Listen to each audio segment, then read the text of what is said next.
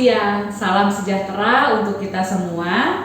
Perkenalkan, nama saya adalah Veronica Sepnina Primasari.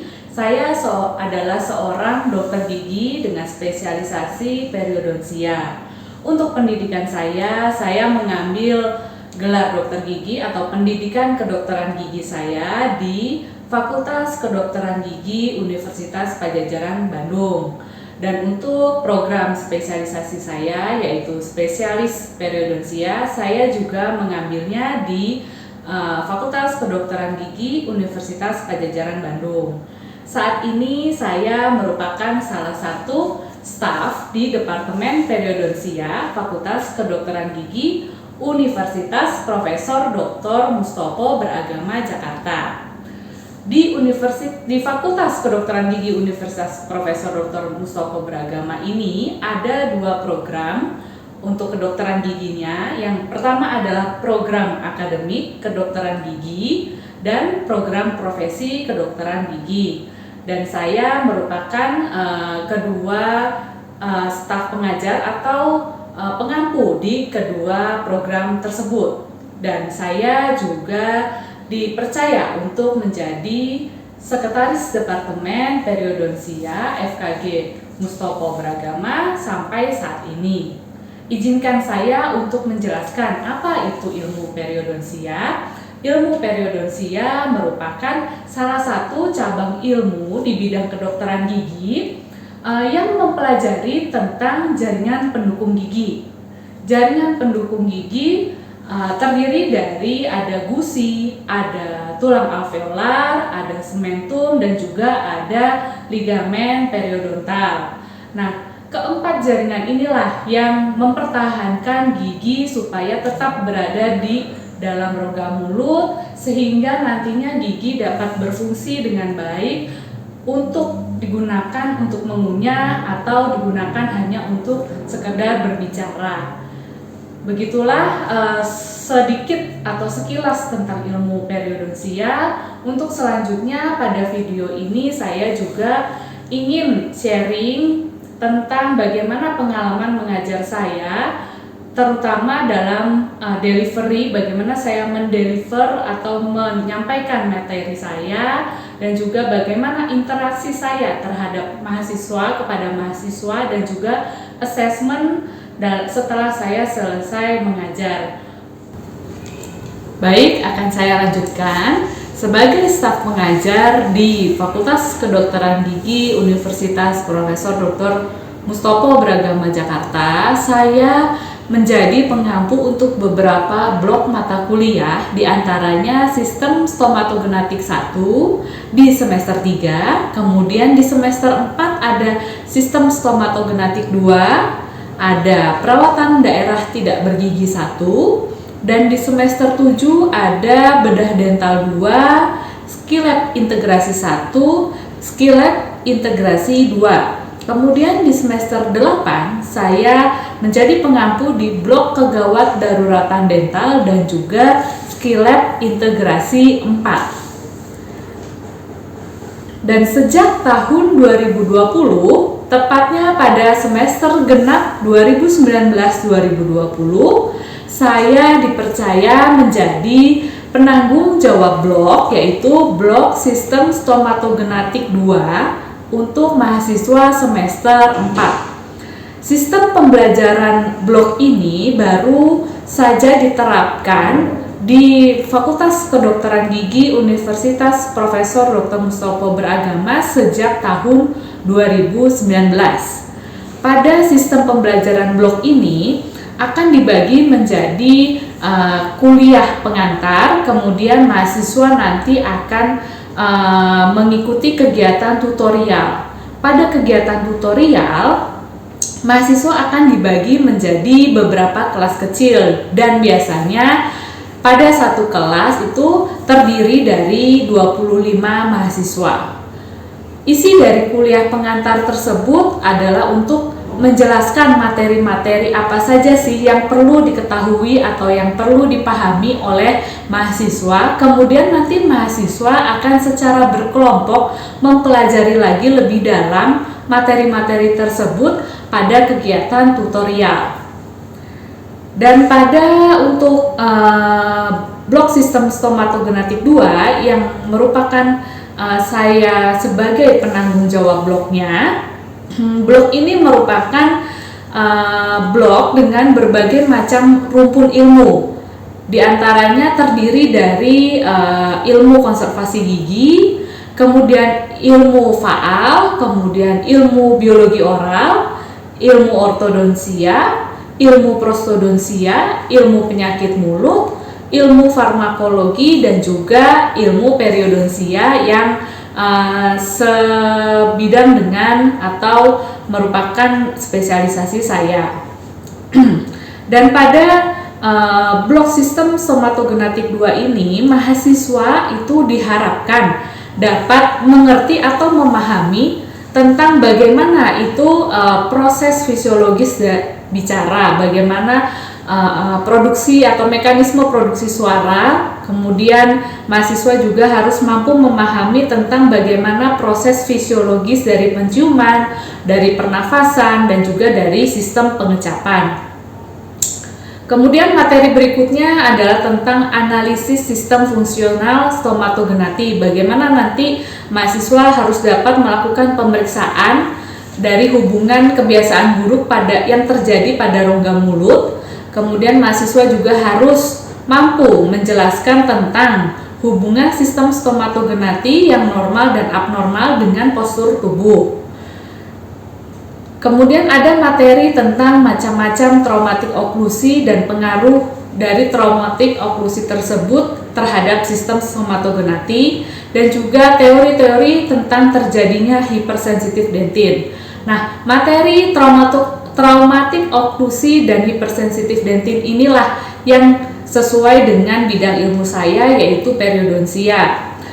Untuk materi selanjutnya, mahasiswa juga harus mampu menjelaskan tentang kerusakan jaringan keras gigi, kemudian juga harus mampu mengetahui anatomi dari kelenjar limfe di area wajah, di area leher, dan juga fungsinya bagaimana.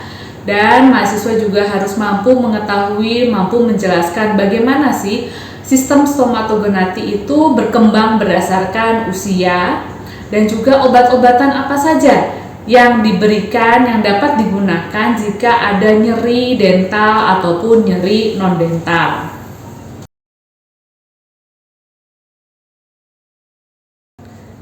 Dan poin-poin tersebut merupakan capaian pembelajaran mata kuliah dari blok sistem stomatogenati 2, dan mahasiswa harus memahami materi-materi tersebut.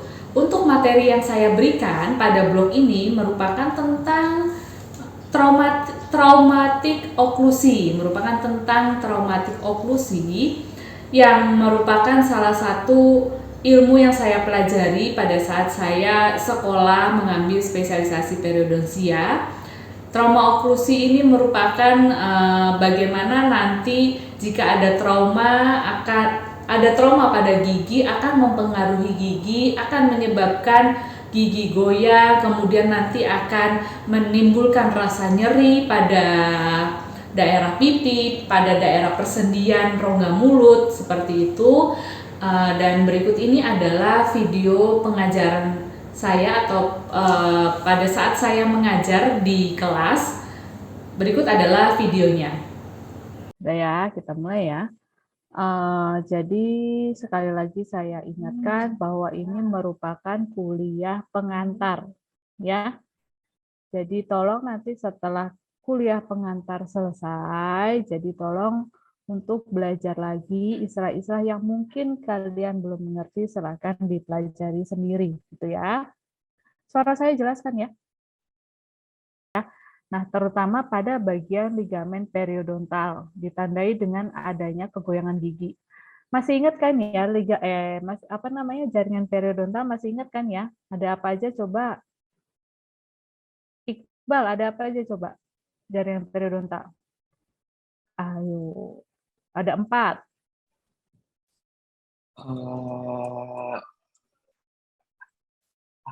Apa coba?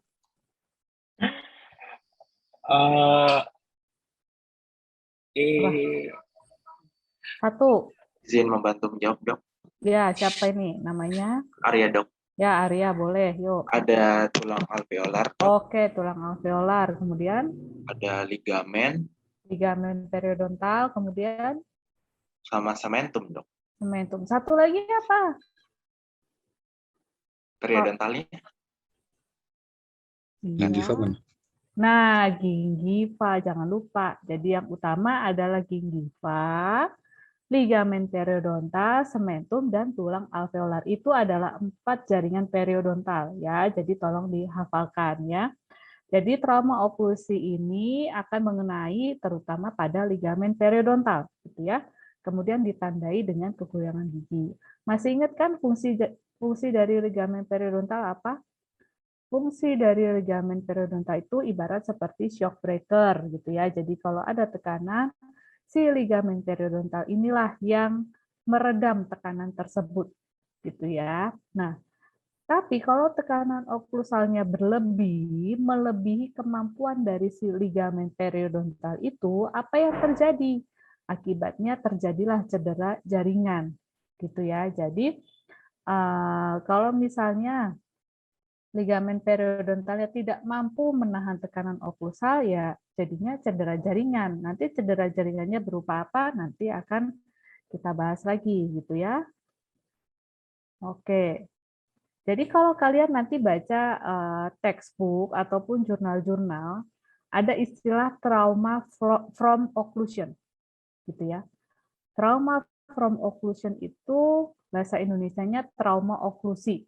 Itu merupakan keadaan cedera jaringannya, keadaan jaringan yang cedera, gitu ya.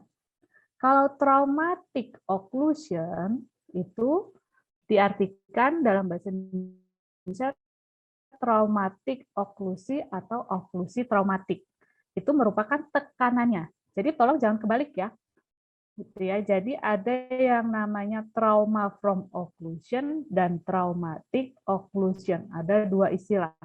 Gitu. Jangan sampai kebalik. Kalau kebalik ya nanti pengertiannya akan berbeda gitu ya. Jadi kalau trauma from occlusion itu bahasa Indonesia istilahnya trauma oklusi itu merupakan jaringannya yang cedera ya. Jadi keadaan. Kalau traumatic occlusion merupakan traumatic oklusi atau oklusi traumatik, jadi itu tekanannya gitu ya. Jadi trauma oklusi disebabkan oleh oklusi traumatik gitu ya. Jadi kalau apa namanya bahasa istilah kedokterannya trauma oklusi disebabkan oleh adanya oklusi traumatik. Ya, jangan bingung ya. Jadi ada dua ini. Jadi kalau kalian baca jurnal sama textbook akan ada dua istilah ini, TFO sama TO. Tapi kalau misalnya dalam bahasa Indonesia biasa TO, TO, TO, TO-nya itu lebih kepada trauma oklusi. Gitu ya. Paham ya? Jadi trauma oklusi disebabkan oleh adanya traumatik oklusi. Ya. Oke. Kenapa sih traumatik oklusi bisa menyebabkan keadaan trauma oklusi gitu ya? Jadi ini ada gambar. Ini saya ambil dari Karansa edisi 13 ya. Jadi tadi sumber-sumbernya saya ambil dari Karanza edisi ke-13 ya. Sekarang sudah edisi 13 ya. Kalau mau belajar lagi tentang trauma oklusi itu ada di chapter 25 halaman 328. Tuh. Ya. Oke, sampai sini ada yang mau tanya dulu? Silakan kalau ada yang mau bertanya.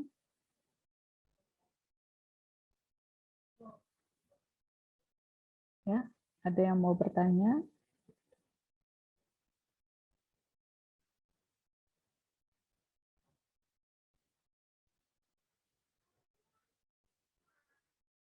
Sudah paham semua?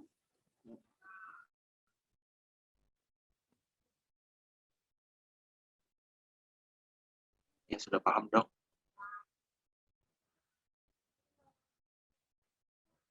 Yang lainnya gimana? Ya, setelah saya memberikan kuliah pengantar tentang topik saya, yaitu topik trauma oklusi pada blok sistem somatogenati 2, saya setelahnya biasanya memberikan sebuah kuis kepada mahasiswa dengan berbagai macam cara. Salah satunya yang saya gunakan pada saat saya pemberian materi tersebut adalah dengan aplikasi Kahoot. Dan berikut adalah videonya, video kuis dengan menggunakan aplikasi Kahoot. Gimana, Arya? Setuju nggak?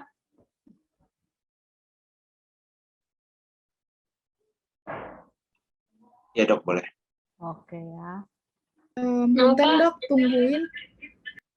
Ya, tungguin udah mulai, kamu dari tadi kemana?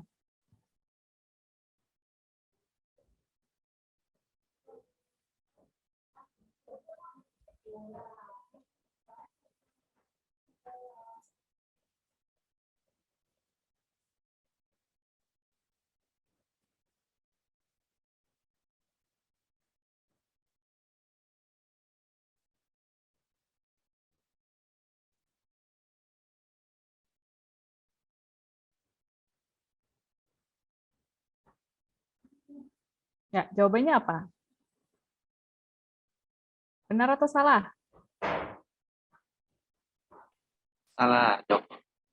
Salah ya, ini masih ada jawab yang benar lagi, 60. Ya, belajar lagi ya. Oke, lanjutnya. Asifa tuh paling cepat tuh Asifa. Ya. Oke.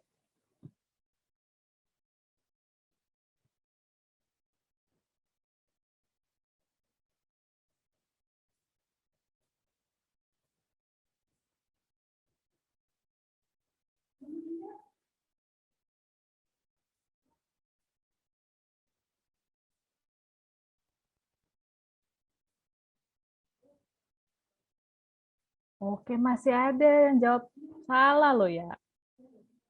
Abrasi itu bukan akibat ya.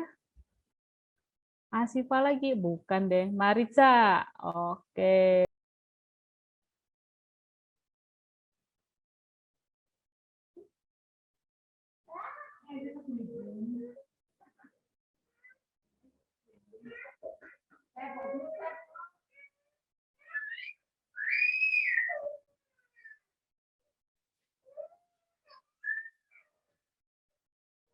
Oke, siapa yang paling Ara, kelas E. Nomor 2 Afifah, kelas F. Oh, jadi Esuni. Oke.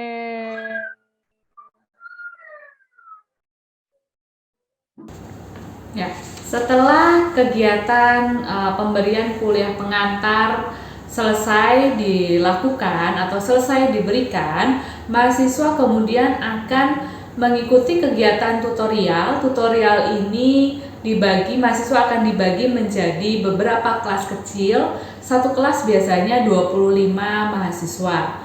Pada tutorial ini, mahasiswa akan diberikan sebuah skenario dan mahasiswa diminta untuk menentukan terminologi dari skenario tersebut. Kemudian mahasiswa harus bisa mengidentifikasi masalah yang ada pada skenario dan juga nanti hipotesisnya apa. Kemudian mekanisme dari skenario tersebut bagaimana, dan mahasiswa nanti juga harus menentukan more info info apa saja yang bisa didapatkan dari skenario tersebut, dan juga membuat pertanyaan-pertanyaan dari masalah yang belum diketahui oleh mahasiswa, dan juga membuat pertanyaan tentang learning issues. Dan pada saat tutorial berlangsung, kami sebagai pengampu akan menilai keaktifan dari mahasiswa tersebut. Apakah mahasiswa aktif dalam memberikan jawaban atau memberikan pernyataan. Kemudian apakah mahasiswa tersebut aktif dalam bertanya, seperti itu. Dan berikut adalah contoh dari video tutorial pada blok sistem stomatogenati 2. Selanjutnya ada Alia Diva. Untuk Alia dipersilakan untuk menjawab. Baik, terima kasih Tania. Sebelumnya perkenalkan dokter, saya Alia Diva dengan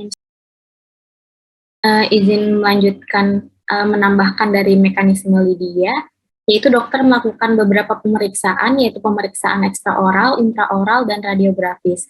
Pada saat pemeriksaan ekstraoral, memperlihatkan wajah simetris, seimbang dengan profil lurus, kelenjar limfe teraba.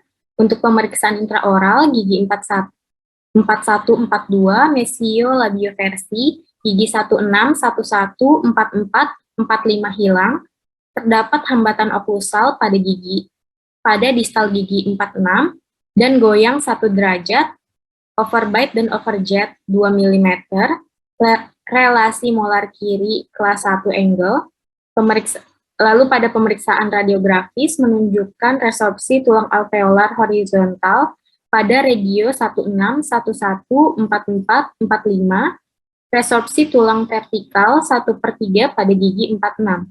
Mungkin itu saja, terima kasih. Baik, terima kasih Alia atas jawabannya. Selanjutnya ada Fernanda. Untuk Fernanda dipersilakan untuk menjawab. Baik, terima kasih Kania. Selamat pagi kembali dokter, selamat pagi teman-teman. Izin untuk melanjutkan mekanisme dari yang sudah dijelaskan oleh Lydia dan Alia Diva. Hal yang dialami pasien tersebut dikenal sebagai relapse dan dilanjutkan dengan saran dokter untuk dirawat. Untuk keperluan retreatment ortodonti akan dilakukan beberapa analisis fungsional. Di antaranya analisis pada posisi istirahat dan oklusi esentrik dengan beberapa metode untuk mendeteksi adanya tidaknya masalah yang mungkin perlu diatasi. Ya, setelah kegiatan tutorial selesai dilaksanakan, mahasiswa akan di-assessment, akan dinilai bagaimana pemahamannya melalui ujian tengah semester atau UTS dan juga ujian akhir semester atau UAS. Selama masa pandemi, UTS dan UAS tersebut dilaksanakan secara daring dengan menggunakan aplikasi Zoom, dan juga mahasiswa menjawab pertanyaan-pertanyaan ujian melalui Google Form. Berikut contoh Google Form-nya, dan juga berikut adalah pelaksanaan UTS ataupun UAS pada blok sistem stomatogenati 2. Nanti saat ujian tolong jangan di-mute ya. Nanti saat ujian tolong jangan di-mute.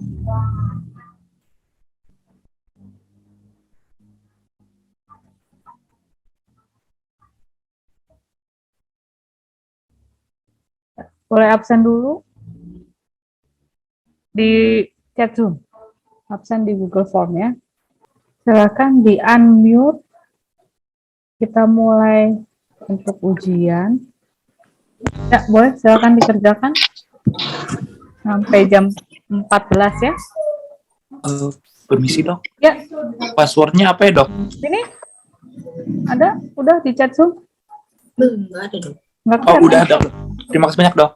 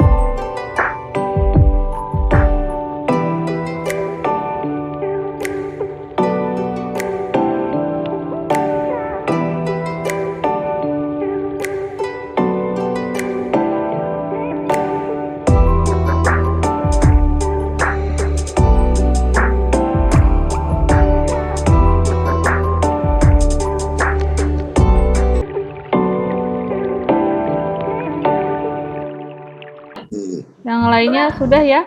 Sudah boleh leave Zoom. Terima kasih atas kerjasamanya selama 2 minggu. Ya, maaf kalau ada kesalahan dari saya sebagai PJ Blog, kalau ada kekurangan dan juga dari para dosen pengampu. Ya, terima kasih atas kerjasamanya. Sampai ketemu di blog lain. Terima kasih banyak, Dok. Terima kasih, Dok. Izin live ya, Dok. Makasih, Dok. Dok. Terima kasih banyak, dokter.